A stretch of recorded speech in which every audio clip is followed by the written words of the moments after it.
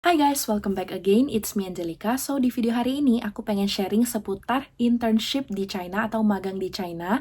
Teman-teman banyak sekali yang tanya kepada aku gimana sih caranya internship dan bagaimana cara aplikasinya, bagaimana cara approach-nya, dan masih banyak pertanyaan lainnya. Hari ini aku akan menjawab pertanyaan teman-teman dan mungkin nanti akan aku kasih step-stepnya dan juga kalian bisa langsung cek di kolom deskripsi mengenai informasi detailnya. So, langsung aja kita mulai ke pertanyaan pertama. Sebelum aku mulai, disclaimer dulu bahwa semua di video ini adalah sesuai dengan pengalaman aku.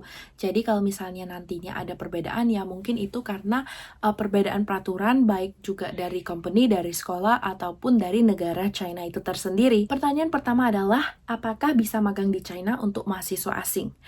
So, berdasarkan pengalaman aku, waktu aku S1 itu, aku tidak diperbolehkan magang. Aku udah coba buat tanya ke Lawson-nya, tapi memang nggak boleh. Namun, teman-teman aku yang berbeda univ itu, mereka ada kesempatan magang. So, ini tergantung kembali lagi ke univ kalian.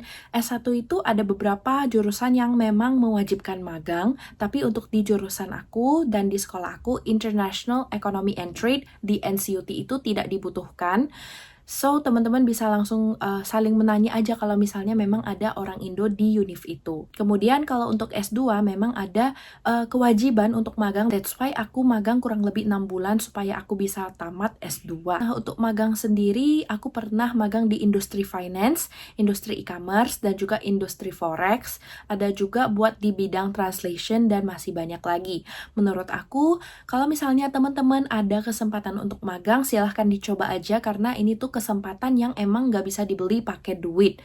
Selain kalian internship, kalian dapat ilmu, kalian dapat relasi, kalian juga dapat money dari sebagai bentuk imbal hasil gitu guys. So, magang di China itu boleh, tapi kembali lagi ke peraturan dan juga apakah guru dan dosen serta universitas kalian memberikan kesempatan untuk magang. Nah, kalau untuk S2 ini aku diperbolehkan magang, that's why aku pergi magang dan aku magang kurang lebih 6 bulan, itu juga aku harus bikin visa magang. Visa magangnya itu sama dengan residence permit biasa, namun di bawahnya itu ada note kayak kita itu off-campus internship. That's why kita magangnya itu legal dan pemerintah tuh tahu kita lagi magang. Pertanyaan kedua adalah perlu visa jenis apa untuk internship di China? Kalau visa itu kalau nggak salah kita ambilnya yang residence permit karena kita kan buat visanya itu per tahun ya, jadi per 1 tahun di continue kalian memegang visa residence permit, tapi di bawahnya itu ada tulis off campus internship, which is visa yang memberi kalian kesempatan buat magang. Pertanyaan ketiga adalah apakah internship di China dibayar paid atau tidak dibayar unpaid. Nah, kebetulan di China aku dapat yang paid semua, paid internship. Actually, kalau unpaid itu sekarang udah jarang ya guys. Kebanyakan itu paid internship dan normally yang aku tahu tuh sekitar 150 sampai 200 renminbi per hari. Pertanyaan berikutnya adalah berapa lama durasi internship di China biasanya? Setahu aku tuh minimal 3 bulan, tapi ada juga company yang mau 6 bulan. So, itu tergantung antara kamu dan company. Istilahnya cukup waktu ya, sekitar 3 bulan kalian baru benar-benar memahami industri atau job desk kalian gitu selama kurang lebih 3 bulan. Jadi kalau misalnya saran aku ya ambilnya yang 3 bulan. Kalau misalnya kalian rasa cocok, kalian boleh lanjut ke yang 6 bulan. Apa perbedaan antara visa pelajar X dan juga visa kerja Z untuk magang? Nah, kalau visa pelajar X itu biasanya buat belajar, kayak literally hanya boleh belajar, gak boleh kerja di China. Tapi, seperti yang tadi udah aku bilang, kalau visa pelajar ini, visa X, kita bisa apply untuk magang. Nanti ada tulisan di notes-nya kayak off-campus internship di sana. Nah, visa Z ini adalah visa yang totally buat kerja, tidak boleh untuk studi. Jadi, visa X untuk studi, visa Z untuk kerja. Jadi wajib dibedakan dua-duanya. Pertanyaan berikutnya adalah, apakah perusahaan di China terbuka untuk menerima mahasiswa asing? Oh tentu guys, tapi tidak semua. Biasanya BUMN itu, Badan Usaha Milik Negara China, mereka nggak terbuka. Tapi aku kemarin baru ke Fudan University ikut satu acara kayak yang job seekers gitu. Ternyata Alibaba udah buka istilahnya rekrutmen untuk WNA, rekrutmen yang khusus summer, dan nanti kalian boleh cek di link yang di sini. Ini tuh karir buat teman-teman yang pengen internship di Alibaba. Kemudian waktu aku ke Fudan itu juga banyak sekali perusahaan-perusahaan asing atau perusahaan-perusahaan China yang join ke acara itu dan memperbolehkan mahasiswa asing untuk kerja di perusahaan China. So, tidak menutup kemungkinan untuk bekerja di perusahaan China, tapi kembali lagi kalian harus make sure. Dan biasanya perusahaan China yang menerima mahasiswa asing, mereka punya business di negara tersebut. Let's say dia mau rekrut orang Indonesia. Dan mereka punya bisnis di Indonesia. Mereka mau rekrut orang Vietnam. Pastinya mereka punya bisnis di Vietnam. Kayak gitu guys. Pertanyaan berikutnya adalah bagaimana cara cari lowongan internship di China. Nah sebenarnya cari internship di China itu menurut aku susah-susah gampang. Aku tuh apply internship tuh dari 2 aplikasi. Yang pertama itu adalah Liepin. Yang kedua itu adalah Boss. Kedua aplikasi ini cukup memberikan aku banyak kesempatan. Nah, kedua aplikasi ini tuh kurang lebih sama, tapi aku lebih suka pakai Boss. Jadi di aplikasi kerja Boss dan Liepin, mereka sudah menyediakan salah satu biodata yang harus kalian isi gitu guys. Nah, biodata ini nantinya akan diseleksi, kayak istilahnya itu akan dipaparkan gitu secara publik ke perusahaan-perusahaan China.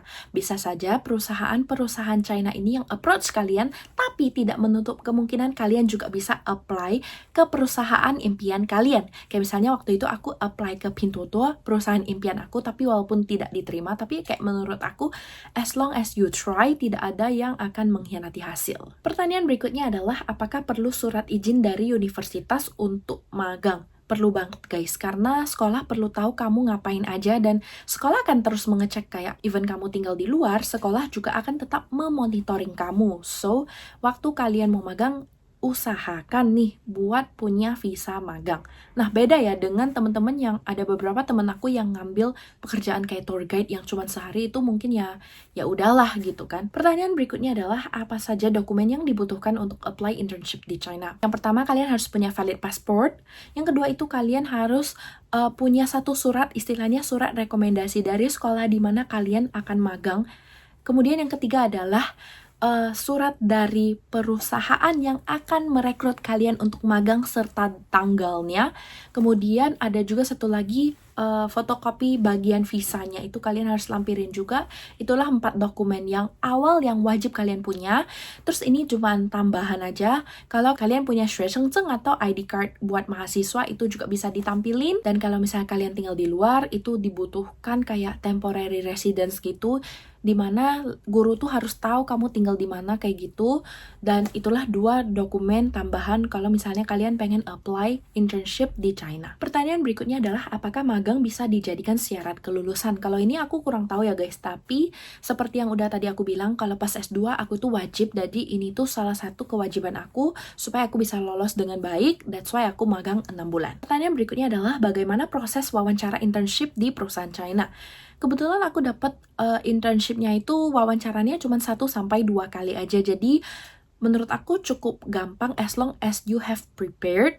Dan di sana itu pertanyaannya kebanyakan lebih ke yang kenapa kamu pengen kerja di company kami, dan selain pertanyaan dari kenapa kamu pengen bekerja di company kami, itu juga ada kayak kelebihan kekurangan. Pokoknya kalian boleh kayak search di ChatGPT aja pertanyaan-pertanyaan yang sering ditanyain kalau interview, dan seringlah berlatih.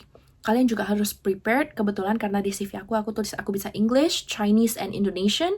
Mereka mau mengetes bahasa aku. Nah, even kamu cantumin HSK5, mereka juga akan kayak mengetes kayak 你可以先自我介绍一下吗 untuk mengetahui tingkat atau level Mandarin kamu. So that's why saran aku jangan tulis hal yang memang kamu nggak bisa di CV kamu, karena di CV itu kayak 50-50 sih. Mereka ada yang bakalan coba tes language kamu atau skills kamu.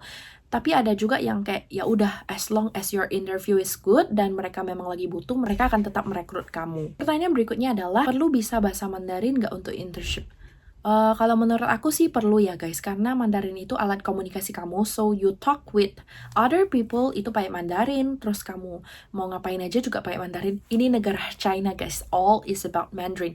Tapi tidak menutup kemungkinan ada beberapa company, kebetulan kalau misalnya kamu dapet yang international company, ya mungkin mereka maunya kamu bisa pakai bahasa Inggris. So either English, Chinese, menurut aku dua-duanya penting dan kalian boleh mulai berlatih dari sekarang. Apalagi yang business English itu kayak penting banget karena kalian bakalan ikut meeting, ikut negotiation, kemudian kalian juga bakalan dikasih kesempatan istilahnya kayak panggung gitu loh. Kalau misalnya kalian nggak grab panggung itu dengan baik, maka kesempatan itu akan hilang. Dan kalau misalnya kalian kerjanya oke, baik, dan selalu tepat waktu, even you do contribution buat perusahaan kamu, nggak menutup kemungkinan mereka akan offer kamu buat jadi full-time worker. So, kalian harus istilahnya do your best gitulah di masa-masa internshipnya. Pertanyaan berikutnya adalah, apakah internship di China bisa jadi pintu masuk untuk kerja tetap? Of course, that's why tadi aku bilang, kalian kalau bisa just like prove yourself. Do what you can di perusahaan tersebut, selalu kayak bekerja keras dan selalu jujur, help each other, karena kamu nggak tahu kiri kanan kamu lain kali mana yang akan jadi manager, mana yang akan jadi atasan kamu. So be good to all people, tapi juga don't say yes to everything. Pertanyaan berikutnya adalah, magang di China bisa masuk CV international atau diakui perusahaan luar? Of course guys, as long as pas kalian keluar atau misalnya pas kalian udah emang nggak mau internship dan minimal udah 3 bulan, kalian boleh minta surat mencantumkan bahwa kalian pernah internship di company ini. Biasanya kalau kamu berperilaku baik dan kamu outnya itu baik-baik, biasa mereka pasti akan mau memberikan kamu recommendation letter bahwa kamu telah bekerja baik di perusahaan mereka. So that's all for today's video. Masih ada banyak sekali pertanyaan yang nggak bisa aku jawab satu-satu. Aku akan jawab pertanyaan kalian di video berikutnya. Dan kalian kalau misalnya masih punya pertanyaan seputar magang di China, kalian bisa langsung aja tulis di kolom komentar, and I'll see you on the next video. Bye-bye!